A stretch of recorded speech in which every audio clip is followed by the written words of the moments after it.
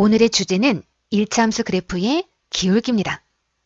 토끼와 거북이의 경주 이야기는 다들 아시죠? 지금 거북이가 열심히 가고 있습니다.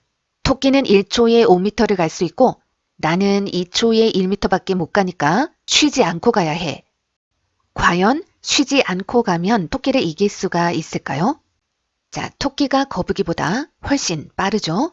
그런데 얼마만큼 빠른지, 또 토끼가 거북이를 얼마만큼 앞서가는지를 한눈에 파악할 수 있는 방법이 있습니다.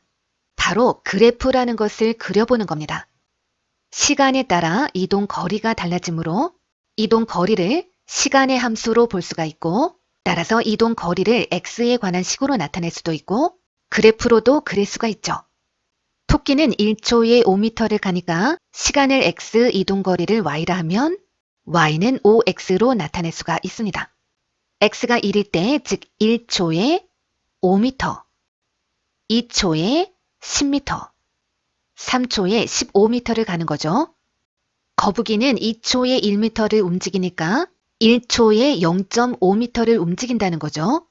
따라서 거북이의 이동거리 y는 0.5x, 즉 2분의 1x로 나타낼 수가 있습니다. 1초에 0.5m, 2초에 1m, 3초에 2분의 3, 즉 1.5m를 움직인다는 거죠.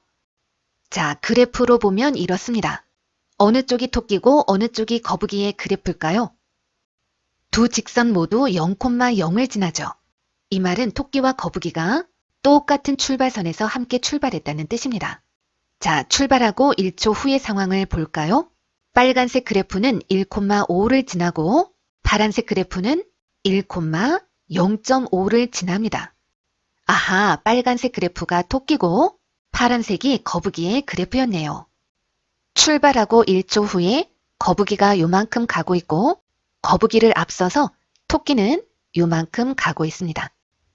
출발하고 2초 후의 상황을 보면 거북이가 1m를 가고 있고 거북이를 이만큼 앞서서 토끼가 가고 있죠. 2초 만에 토끼는 10m를 움직이고 거북이는 1m밖에 못 갔으니까 9m라는 거리 차이가 생깁니다. 이렇게 출발하고 3초 후의 상황, 또 출발하고 4초 후의 상황, 거북이는 4초 동안 2m를 움직였지만 토끼는 4초 동안 20m를 움직일 테니까 굉장한 차이가 나죠. 이렇게 그래프를 보면 경주 과정 동안 일어나는 일들을 한꺼번에 파악하고 분석할 수가 있게 되죠.